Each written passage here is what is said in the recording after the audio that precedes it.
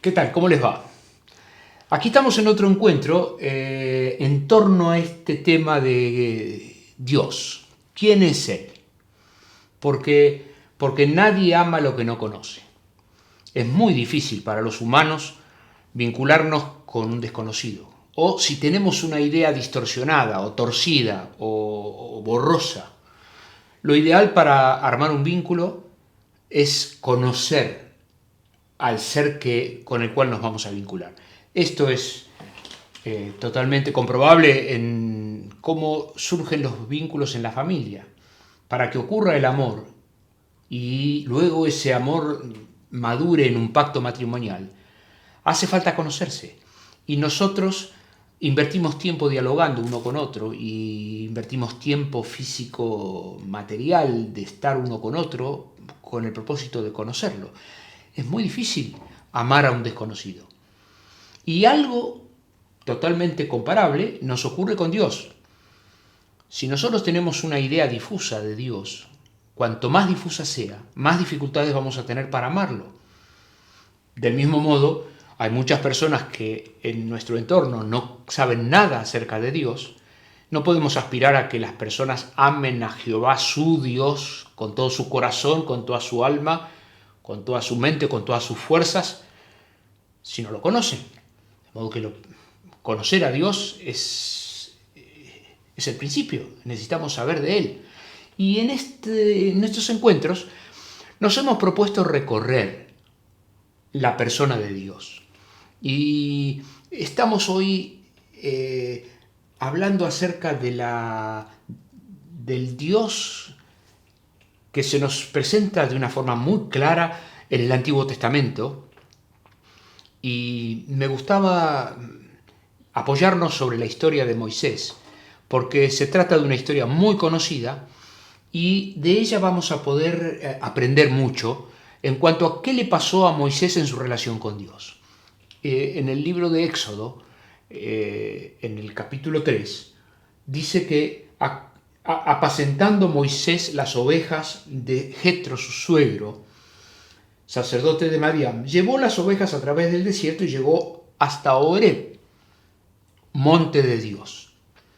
Y se le apareció el ángel de Jehová en una llama de fuego, en medio de una zarza, y él miró y vio que la zarza ardía y el fuego no se consumía. Entonces Moisés dijo para sí: iré yo ahora y veré esta gran visión, por qué causa la zarza no se quema. Viendo Jehová, Dios, que iba a ver que Moisés se estaba acercando, lo llamó Dios de en medio de la zarza y le dijo: Moisés, Moisés. Y él respondió: heme aquí. Y le dijo: no te acerques, quita el zapato de tu pie, porque el lugar en el que tú estás, tierra santa es. Y dijo Moisés, dijo la voz de la zarza: yo soy el Dios de tu padre Abraham.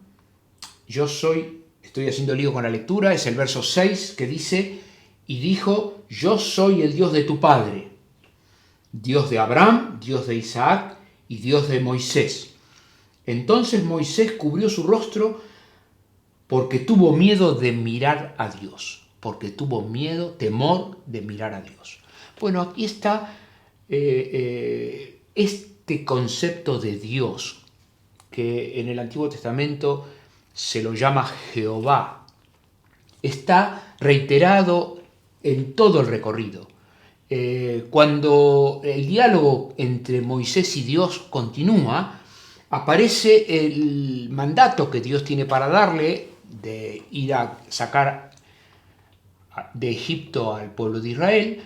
Dios le da un mandato a Moisés y le dice: anda al faraón y decirle que deje salir a mi pueblo.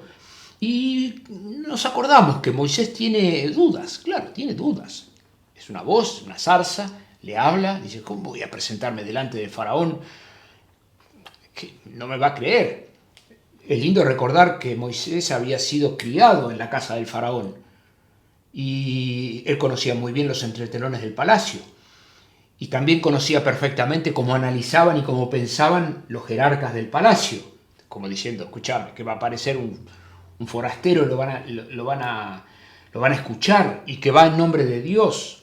Bueno, el diálogo continuó y en el versículo 13 dice, y dijo Moisés a Dios, he aquí que llego yo a los hijos de Israel y les digo, el Dios de vuestros padres me ha enviado a vosotros. Si ellos me preguntaran en nombre de quién voy, ¿qué les digo? Entonces en el verso 14 respondió Dios a Moisés, yo soy el que soy. Y dijo, así dirás a los hijos de Israel, yo soy, me envió a vosotros. Bueno, esta forma de definición que Dios da de sí mismo es el primer asunto que quisiera que nos detengamos en este recorrido. Yo soy el que soy. Esa es la definición que Dios ofrece a Moisés como herramienta para que él a su vez se presente delante del faraón. Y la definición que Dios ofrece de sí mismo es una definición cerrada en sí mismo, que dice, yo soy el que soy. Bueno, tengo una palabrita para aportar y aspiro a que usted se la pueda recordar. Es la palabra aceidad. Es una cualidad de Dios. No hay otra en el universo que tenga esta cualidad. Dios tiene aceidad. Aceidad quiere decir que Dios explica su existencia en sí mismo.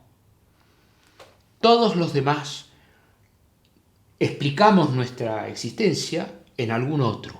Hay un otro que nos dio la vida, hay un otro que nos dio el alimento, hay un otro que nos dio el sustento, hay un otro que nos dio amor, afectos, que nos dio diálogo, que nos dio una conversación, que nos dio cobijo. Bueno, esto no se verifica en Dios. Y en este episodio que Dios tiene con Moisés, produce una definición muy contundente, de las más contundentes en todas las Escrituras, acerca de cuál es la opinión o cuál es la definición que Dios ofrece de sí mismo.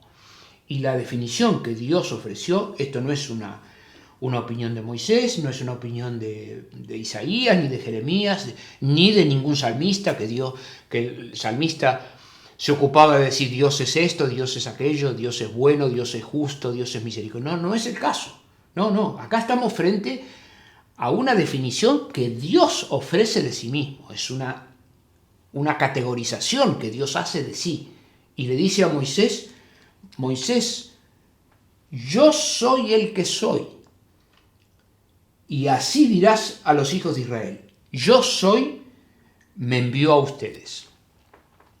Bueno, este concepto de yo soy el que soy, que explica su existencia en sí mismo, se llama aceidad. Dios tiene aceidad.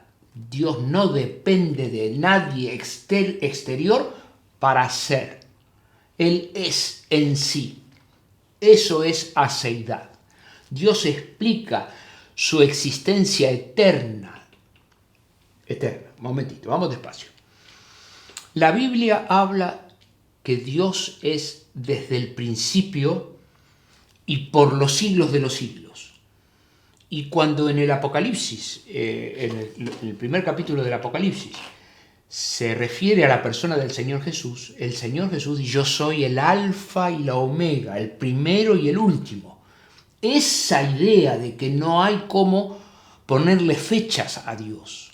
En el principio creó Dios los cielos y la tierra. No hay fecha, porque Dios es eterno.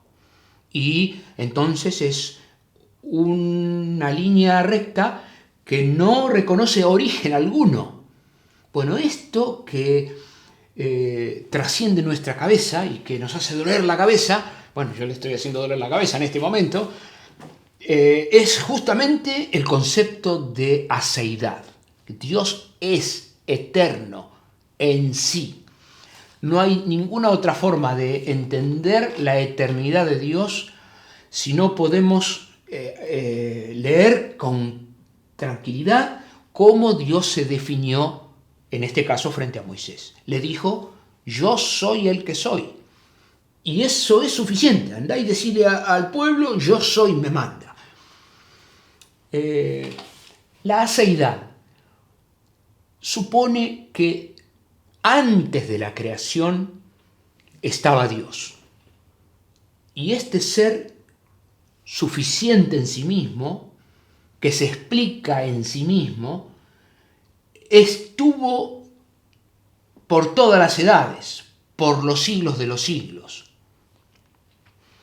Si usted me deja ponerle un poquito más, le digo así, nunca hubo un momento en la historia donde no hubo nada. Nunca. El punto de vista cristiano nos pone delante de un Dios eterno. Entonces, si está Dios, ¿no hay la nada? No, nunca hubo nada. No, siempre estuvo Dios, que tiene aceidad, que fue desde el principio, y por ejemplo, desde el principio hasta el día que fue creado el mundo, hasta Génesis 1:1, ahí hubo un periodo de tiempo donde Dios habitó en amor y comunicación en sí, suficiente, satisfecho, teniendo comunión y comunicación el Padre, el Hijo y el Espíritu Santo por los siglos de los siglos. No sabemos cuánto tiempo hay desde el principio hasta el día de la creación. Pero ahí en ese tiempo anterior a la creación está Dios. Y esta idea, este concepto que está claramente establecido en la palabra, es mayor que nuestra cabeza. Nuestra mente no puede trascender lo finito, porque Dios es infinito. Es el mismo, hoy, ayer y por los siglos. Así habla la Biblia.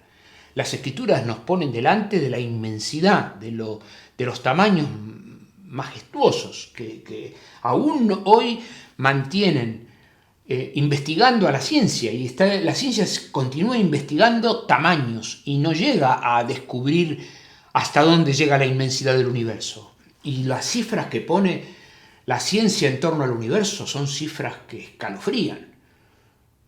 Bueno, aceidad supone satisfacción, supone plenitud. Y aquí está la forma de explicar no solo la eternidad, sino también la Trinidad. Esto lo vamos a recorrer un poquito más adelante, hoy mismo, porque Dios es trino, es uno en esencia, es esencialmente Dios, que es Padre, Hijo y Espíritu Santo. Y en este caso que estábamos leyendo de Moisés, y especialmente en todo el Antiguo Testamento, nos encontramos con que la referencia que hay acerca de la persona de Dios es una referencia singularmente volcada al Padre Dios, al Dios en plural, que más bien está representado por el Padre Dios. Si acaso podemos pensar de quién está hablando el Antiguo Testamento. Y el Antiguo Testamento hablando de la Trinidad. Sí, pero con un acento sobre el Padre. Bueno, en el caso de la ida de Moisés a retirar, a sacar al pueblo hebreo de Egipto, nos acordamos de las plagas. Y Dios ejecutó plagas una tras otra, dándole mandato a Moisés que vaya al faraón a decirle, dejad ir a mi pueblo, y el faraón se empecinó que no, y Dios actuó sobre la historia. Bueno, esa actuación de Dios no hay en el Antiguo Testamento un interés exhaustivo de que tengamos mucha conciencia acerca de la actuación trinitaria de Dios, aunque está presente todo el tiempo. No se trata de que Dios es Padre, Hijo y Espíritu Santo como si fueran tres dioses. Hay alguno, más de uno, que tiende a confundir. Y dice, pero ¿cómo? ¿Son tres o son uno? Y es difícil esto de que son tres y son uno, y que tres, uno. ¿Cómo es esto? Bueno, no es tan difícil. Vamos juntos. Una esencia, tres personas. Esto me pasó un día que fui a un casamiento. Usted sabe que cuando nos encontramos frente a una persona que lleva años leyendo las Escrituras y estando en comunión con Dios, resulta que esa persona tiene posibilidades de producir una definición en pocas palabras de temas que a nosotros nos tienen trabados. Bueno, eso me pasó en ese casamiento. Lo presidía un señor que evidentemente llevaba años leyendo la Biblia, y él en el medio de su presentación del casamiento dijo Dios, que es Padre, Hijo y Espíritu Santo. Y para mí eso fue una iluminación, que una esencia, Dios, que es Padre, Hijo y Espíritu Santo. De modo que no son tres dioses. Porque si fueran tres dioses, sería politeísmo. Y el Dios de la Biblia es uno. Y Dios se ocupa de decirlo expresamente. Dios uno. Dios es uno. Dios es uno. Es unidad en la diversidad. Dios es uno diverso, pero uno, esencialmente uno, que se expresa en el Padre, en el Hijo y en el Espíritu Santo. Cuando llegamos al Evangelio de Juan, dejamos atrás la historia de Moisés, que nos ayudó a encontrarnos con la definición de aceidad, y vamos ahora al Evangelio de Juan. En el Evangelio de Juan, el capítulo 1, ahí Juan nos ayuda a entrar un poquito más al asunto de la Trinidad. Y él produce un eco del Génesis y dice, en el principio, arranca igual que los primeros tres palabras de la Biblia, las mismas tres palabras están en el comienzo del Evangelio de Juan. Y dice, en el principio era el Verbo. Está hablando acerca del Señor Jesús. Y dice, en el principio era el Verbo, el Señor Jesús. Y el Verbo era con Dios. Distinto, era con Dios. En el principio era el Verbo, esa es la primera. O sea, está. En el principio era el Verbo. La segunda característica que ofrece el evangelista Juan en el capítulo 1, verso 1 de Juan, es que en el principio era el Verbo. La segunda cosa que muestra es que es un ser distinto que el otro, porque dice que era con Dios. Era con Dios. Dice, en el principio era el Verbo, y el Verbo era con Dios. Y entonces usted me dice, bueno, pero no ve que son distintos, son dos, y el Espíritu Santo son tres. No. El mismo texto, el evangelista Juan, inspirado por el Espíritu Santo, nos deja claros que dice, en el principio era el Verbo era con Dios, pero el Verbo era Dios. El Verbo es Dios, el Verbo era Dios. Son un conjunto que forman una unidad. Es esta idea de una esencia en tres personas. Era Dios. Y el evangelista está poniendo en palabras lo que también señaló el escritor del libro de los Hebreos.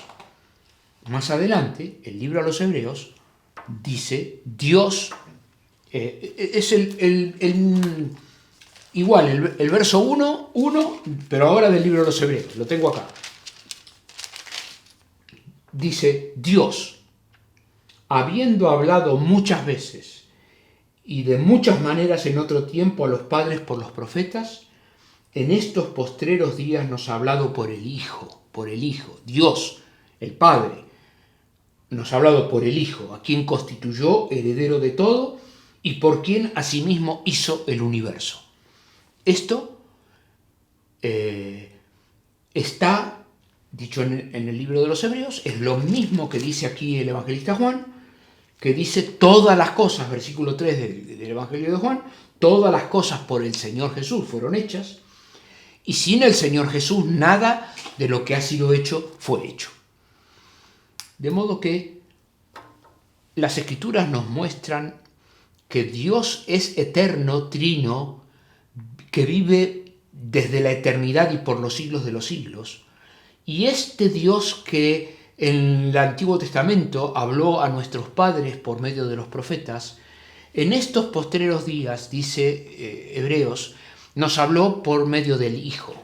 El Hijo, sí, el Hijo.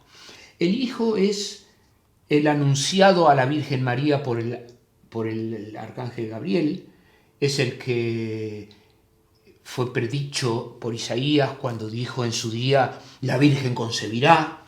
Ustedes se van a enterar de que Dios enviará al Mesías, porque de entre todo el pueblo hebreo habrá una virgen que concebirá,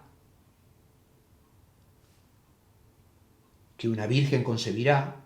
Eso ocurrió cuando María ofreció su consentimiento para que Dios obrara en ella tal cual la palabra del mensajero de Dios le había anunciado. La Virgen concibió, dio a luz un hijo, al cual puso por nombre Jesús. ¿Y Jesús quién es?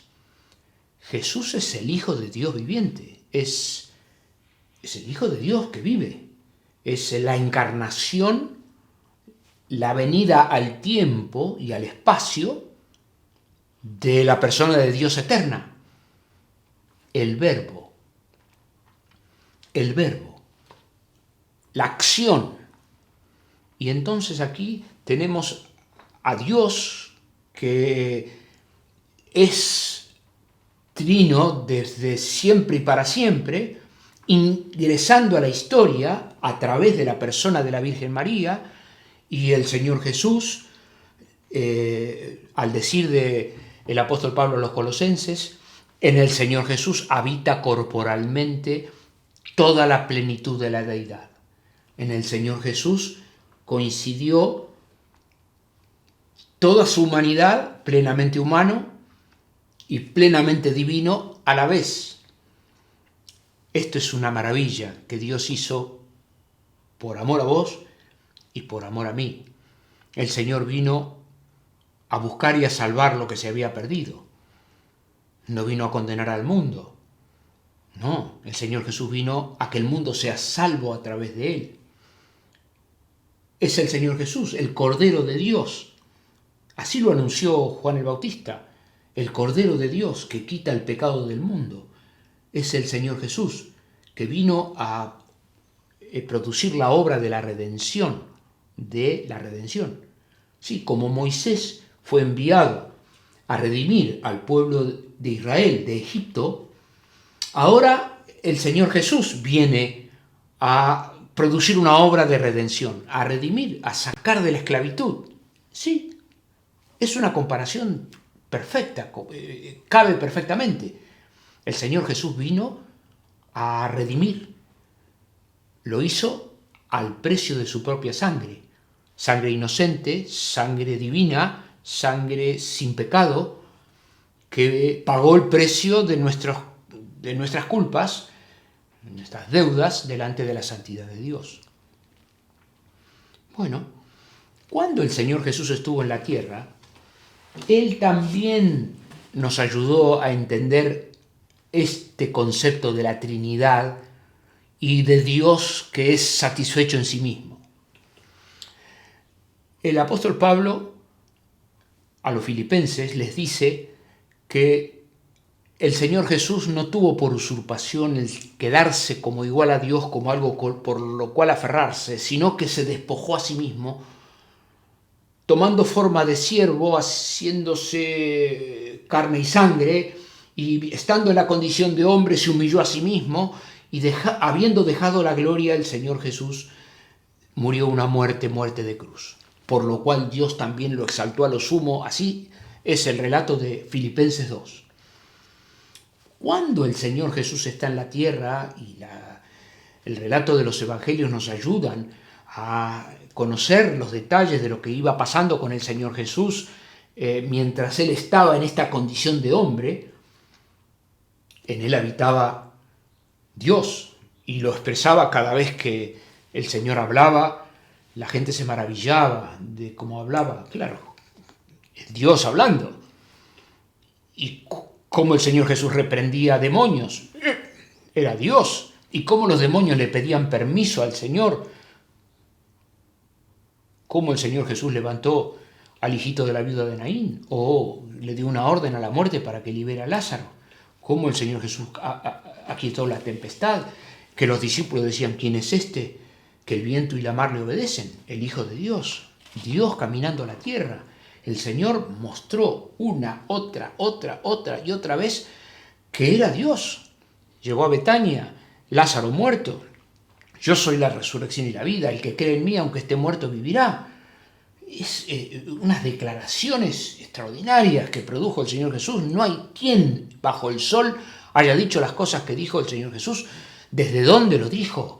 Con la autoridad que lo hizo y con la consistencia que lo hizo. No solamente dijo cosas, sino cómo respaldó lo que dijo. Lo respaldó con su propia vida muriendo en la cruz y resucitando de entre los muertos. Bueno, quisiera que pasemos a otro asunto, como si estuviéramos dando vuelta en una página. Y ya en nuestro recorrido hasta ahora hemos caminado dos ideas. La primera es la idea de la aseidad.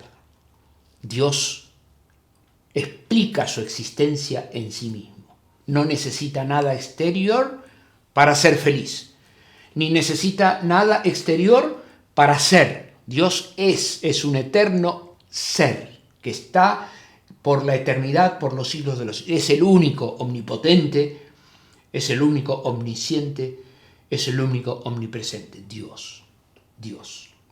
Dios ve la historia todo el tiempo, a la vez.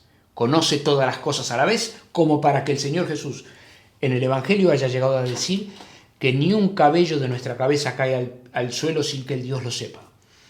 Dijo que así como Dios cuida de las aves, cuida de su pueblo. Y dijo que el Señor tiene cuidado de cada ave.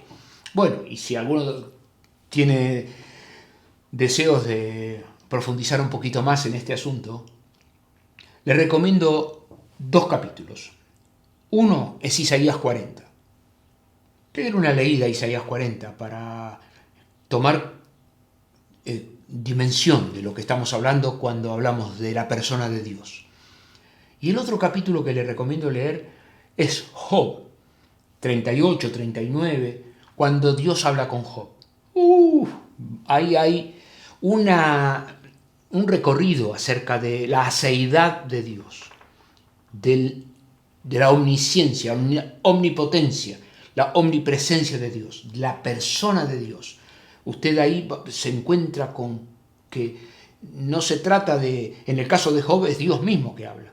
De modo que hay definiciones categóricas que no provienen de una pluma humana, sino que es Dios el que está hablándole a Job. Bueno, como le mencionaba, ya hemos hablado acerca de la aseidad y también hemos hecho un repaso a vuelo de pájaros sobre la Trinidad, la idea de una esencia, tres personas, que es el Padre, el Hijo y el Espíritu Santo. Bueno, quisiera ahora tomarme unos minutos para otro asunto. Dios es uno. Y las Escrituras nos refieren a el principio. En el principio creó Dios. En el principio era el verbo. El principio. Esta palabra principio tiene en el original al menos dos acepciones. Una es la idea de una línea que tiene un principio, y como se trata de Dios, no estamos hablando de un principio desde el cual arranca con fecha, sino que es un principio indefinido. Pero hay una segunda acepción, que más allá de la palabra principio, en la misma raíz está el concepto del primero, Por ejemplo, nosotros usamos la palabra arc, que es el contenido griego de esto del principio. Por ejemplo, arquetipo, el arquetipo de algo que se va a construir. O la palabra archienemigo, es un enemigo que está en el primero de la lista, es el archienemigo. ¿Qué más? Arzobispo, es uno que está primero del obispo. ¿Qué más?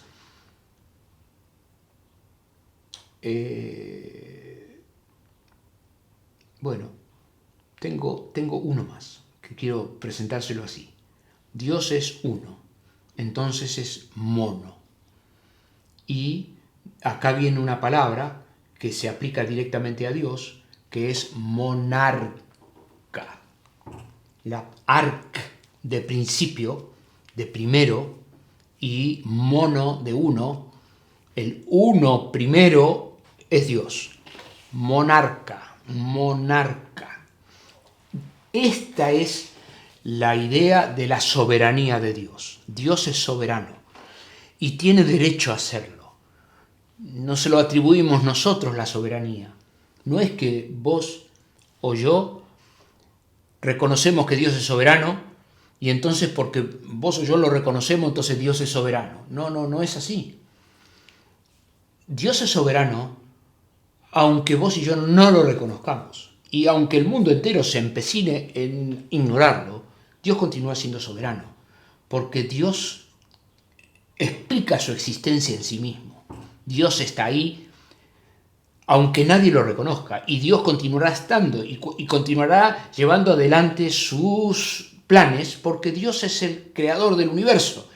Y la única forma de explicar lo que vemos y lo que conocemos es atribuyéndoselo a la persona de Dios, de quien provienen todas las cosas, y quien sustenta todas las cosas con la palabra de su poder. Eso es el decir de las Escrituras.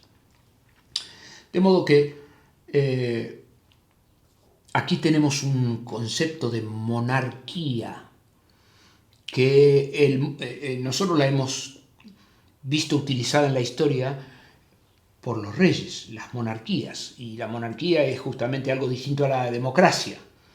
Y es un régimen de gobierno que, bueno, hoy en día hay monarquías democráticas, o sea, hay monarquías republicanas, o sea, monarquías parlamentarias, eso es mejor dicho.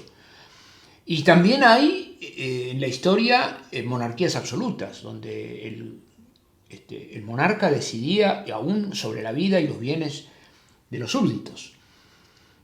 Bueno, eso lo hemos leído, lo hemos visto, hemos estado. Bueno, el único que tiene derecho a actuar como monarca, el único que tiene derecho a actuar como monarca es Dios. Él establece las reglas del juego. Esta es la manera de explicarle a una persona que no lo conoce por qué Dios hace lo que hace. Porque tiene aseidad. Y la diferencia que hay entre Dios y un ídolo es esa, que el ídolo no tiene aseidad, porque el ídolo fue construido por alguien, debe su existencia a alguien que lo construyó, mientras que Dios es digno de nuestra adoración y es digno de nuestra alabanza, porque Dios es en sí.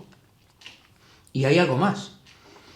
Cuando adoramos a Dios, cuando alabamos a Dios, cuando servimos al Dios vivo y verdadero, mejoramos, nos construimos, crecemos. ¿Por qué? Porque es la verdad, porque desarrollamos nuestra vida en la verdad, a diferencia de que cuando servimos a un ídolo o a un Dios falso, nos degradamos. ¿Por qué? Y por eso, porque no tiene aseidad, porque no es digno, porque no es monarca. Bueno, estoy terminando. El Señor Jesús, mientras estuvo en la tierra, Él explicó esta idea de la Trinidad que recorrimos, y se refirió, por ejemplo, el Señor, que era el Hijo de la Trinidad, Él se refirió a sí mismo como el Hijo del Hombre. El nombre que el Señor Jesús usó para hablar de sí es el Hijo del Hombre. No vino para ser servido, sino para servir y dar su vida en rescate por muchos. Ese es el decir del Señor Jesús. Cuando el Señor Jesús se refirió al Padre, lo ubicó como una autoridad por sobre él.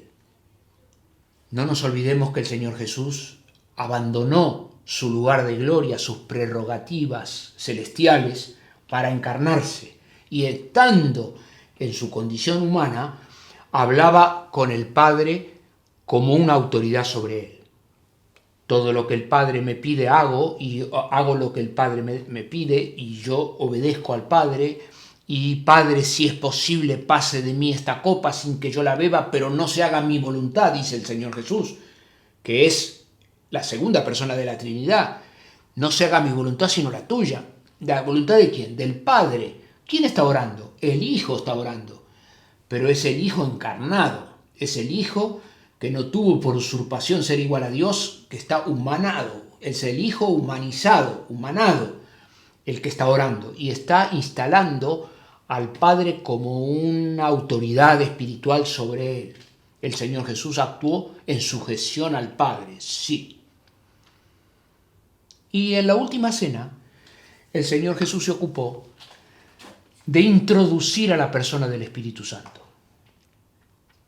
Así como de tal manera amó Dios al mundo que ha dado al Hijo, para que todo aquel que en él cree no se pierda, sino que tenga vida eterna. Ahora es el Hijo el que le dice a sus discípulos que si yo me voy a enviar al Espíritu Santo. En realidad, tanto en Juan 14 como en Juan 16, el Señor Jesús dice, yo y el Padre y yo y el Padre les enviaremos el Espíritu Santo. Es como que la revelación del plan de salvación se va desarrollando y el Padre envía al Hijo y ahora el Hijo y el Padre envían al Espíritu Santo. Les conviene que yo me vaya porque cuando yo me vaya les voy a enviar al Espíritu Santo, el Espíritu de verdad. Él va a tomar de lo mío en perfecta armonía. Hay un clima de armonía, de amor y comunicación entre el Padre, el Hijo y el Espíritu Santo explícitamente revelado por el Señor Jesús. Ahí hay comunión intensa desde la eternidad y por los siglos de los siglos, que está ahora viviendo la contingencia de que el Señor Jesús está en la tierra. Cuando en Juan 17, horas antes de ser crucificado, el Señor Jesús ora al Padre, le dice, Padre, vuelvo a ocupar mi lugar, vuelvo a mi lugar de gloria, a la gloria que tuve al lado tuyo antes que el mundo fuese. Esa fue la manera de orar en el comienzo del capítulo 17 de San Juan.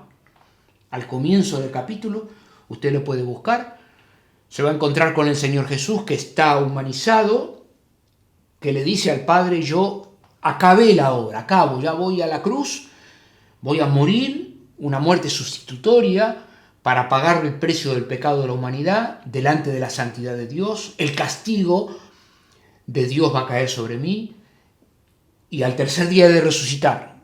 Y luego de la resurrección vuelvo. ¿A dónde vuelvo? Vuelvo a la posición de gloria que tuve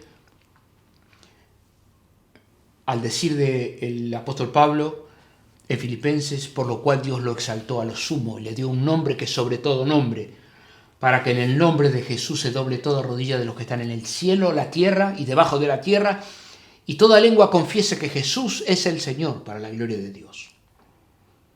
De modo que el Señor Jesús explicó la dinámica de funcionamiento del Padre de Él como el Hijo del Hombre, que estaba sujeto al Padre mientras estuvo en la tierra, que volvería a ocupar su sitial de honor al cielo, y el Espíritu Santo, que vendría a aplicar la palabra, la obra. El que aplica la obra es el Espíritu Santo.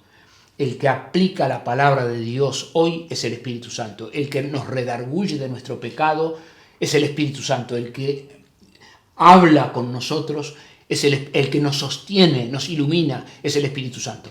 Pero eso es tema para otro día. Los dejo. Espero que este recorrido les sea de valor y desearía que les inspire a la lectura de las Escrituras y a reconciliarse con Dios, a vivir cada día tomados de su mano. Chau, chau.